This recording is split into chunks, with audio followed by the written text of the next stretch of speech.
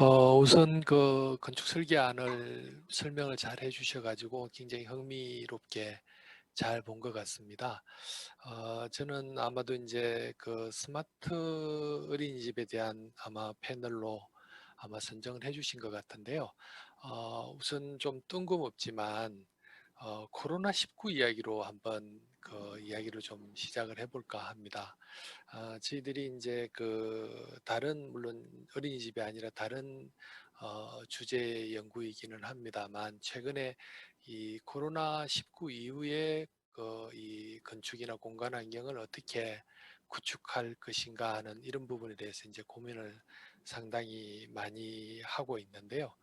어린이집도 사실 이 코로나19의 그 영향에서 가장 큰 그 영향을 받은 시설물이라고 아마 할 수 있을 것 같고요. 포스트 코로나라고 이제 표현을 합니다만은 팬데믹 이후의 공간도 아마도 이전의 어린이집하고는 분명히 달라야 된다라고 보여지는 지점들이 있습니다. 근데 이제 지금까지 물론 이제 스마트 어린이집에 대한 이야기를 쭉 하다 보니까 이제 그런 이야기들이 아마 조금 그 이슈화 되지는 않은 것 같은데요. 제가 이제 그 자료들을 쭉 좀 찾아보니까 이제 뭐 우리나라 이야기는 아닙니다만 미국 같은 경우에 이미 이 코로나에 대응한 이제 공간 개선을 어떻게 할 건지 이런 뭐 디자인 가이드라인 같은 것들도 이미 이제 상당히 많이 연구가 돼서 발표가 되고 있는데 대표적으로 그 미국 건축가협회 AIA에서 이제 최근에 그 발표한 내용을 보면 뭐 제목은 뭐 Reopening America Strategies for Safe Buildings 이렇게 해가지고 이 학교나 소매점, 뭐 노인주거 커뮤니티, 공동주택 뭐 이런 공간 유형별로 계속해서 이제 이 코로나 감염을 제어하고 또 이 안전한 공간을 만들기 위한 디자인 가이드라인들을 제시를 하고 있거든요. 그래서 이제 제가 그 중에 일부 이제 그 물론 이제 어린이집은 아닙니다만 학교 이제 특히 초등학교의 공간을 그럼 어떻게 만들 건가 이제 이걸 그쪽에서 이제 가이드라인으로 제시한 부분을 한번 살펴봤는데요. 아까 이제 그 저기 1인당 그 어린이집의 그 면적도 말씀을 하셨는데 사실은 이제 저도 그 부분에 대해서 굉장히 안타깝게 생각하고 그걸 이제 그 주제로 해서 이제 공사비하고 면적을 가지고 한번 기준을 가지고 한번 논문도 한번 만들어 보고 했던 기억이 있습니다. 근데 거기에서 이제 제일 중요하게 이야기하는 게 우선 그 두 학급을 이렇게 붙여가지고서는 교실에 아마 이제 초등학교, 미국 초등학교에 그 정원을 48명으로 설정을 하는 모양입니다.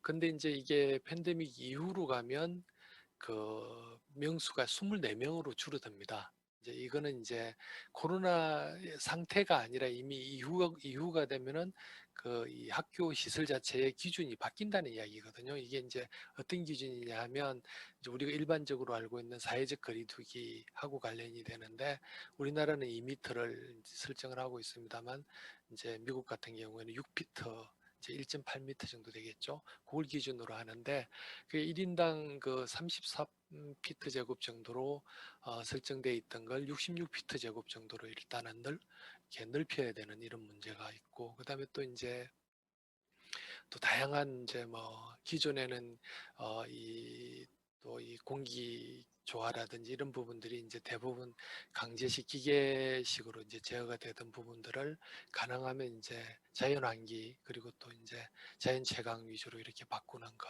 그리고 또 이제 안전한 공간을 만들면서 또 야외 활동을 이렇게 적극적으로 권장을 하면서 야외 활동 공간을 또 교실하고 붙여서 같이 이용할 수 있도록 하는 이런 어떤 다양한 솔루션들을 검토를 하고 있는데 우리 그 스마트 어린이집에 대한 이 논의도 물론 이제 뭐 스마트 기술에 대한 부분들이 지금은 이제 상당히 초점이 맞춰져 있지만 이런 안전한 어떤 그런 환경을 만드는데 좀 초점을 맞춰서 이런 부분들도 좀 고민을 해야 되는 거 아닌가 하는 그런 생각이 우선 퍼뜩 들었고요. 두 번째는 또 역시나 제가 또 스마트 어린이집에 대한 패널이다 보니까 이제 저희들이 그 같이 고민하고 있는 이제 주제이기도 합니다. 저희들이 이제 스마트 건축에 대해서 이제 최근에 상당히 많이 고민을 하고 있고 어떻게 개념 정의를 할 것이며 기존의 녹색 건축이나 지능형 건축하고는 또 어떻게 뭐가 달라야 되는지 이런 부분들에 대해서 고민을 많이 하고 있는데 그 와중에 이제 저희들이 좀 생각한 부분이 좀 이런 것 같습니다. 사실 이제 건축물에 적용되는 이 스마트 기술이라는 게 따져보면은 이 산업의 성장이나 기술 발전 속도에 비례해서 굉장히 급하게 이제 급격하게 변화가 되고 그러다 보니까 단순히 신기술을 적용하는 거를 이 스마트 건축으로 정의한다고 하면 그 유효기간이 굉장히 짧을 거다. 그리고 또 당장 자기 모순에 빠지기가 쉽더라. 그래서 스마트라는 개념이 오히려 이제 좀 상대적인 개념으로 접근을 해야 되지 않나. 예를 들면 뭐 이런 거 같습니다. 엘리베이터라든지 뭐 초고속 통신망 같은 이런 것들 사실 건축물의 스마트화 이야기하면은 가장 핵심적인 요소들이지 않습니까? 근데 이제 엘리베이터가 있는 건축물을 누구도 스마트 건축물이라고 이야기는 안 하지 않습니까? 이게 보편적인 기술이 됐다는 이야기겠죠. 그래서 아마도 이제 스마트 어린이집도 마찬가지로 지금 현재는 새로운 기술들이 보급이 돼서 확산이 되지만 이게 아마 5년, 10년, 뭐 10년까지도 안 갈 것 같아요. 그 정도 가면 이게 그냥 일반적인 어린이집하고 다를 바 없는 아니면은 모든 어린이집이 다 같이 쓰는 어떤 보편적인 기술이 될 거다.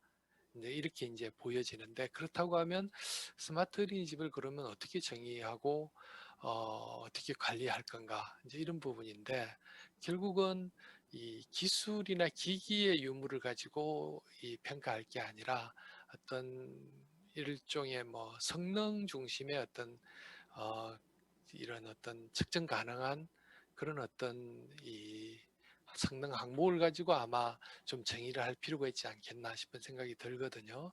좀 더 구체적으로 이야기를 해보면은 물리적 성능 중에서도 뭐 에너지 전략에 관련된 뭐 단열이나 기밀, 저에너지 같은 이런 성능이라든지 아니면은 뭐 저탄소하고 관련된 뭐 자재에 관련되는 탄소 발자국 총량이라든지 여론이나 에너지 사용에 따른 탄소 발자국 총량이라든지 또 정보통신 등급이나 스마트 미터 사용 등급 뭐 이런 것들이 잘 될 거고요. 또 질적인 성능도 상당히 중요한데 이런 부분에 대해서는 뭐 최근에 영국의 사례에서도 이런 부분들이 있는데 대개 보면 이제 건강이나 수질 같은 또 운동성 같은 이런 부분들을 측정 가능한 지표로 만들어서 이를테면 어느 정도 운동이 을 유발하고 또 어느 정도의 깨끗한 물을 마실 수 있고 이런 부분들을 측정 가능한 어떤 이 성능 항목으로 만들어내는 그런 부분들이 있거든요. 그리고 또 이제 뭐 그 외에도 뭐 이제 다양한 뭐 유지관리 서비스라든지 이런 부분들도 있겠습니다만은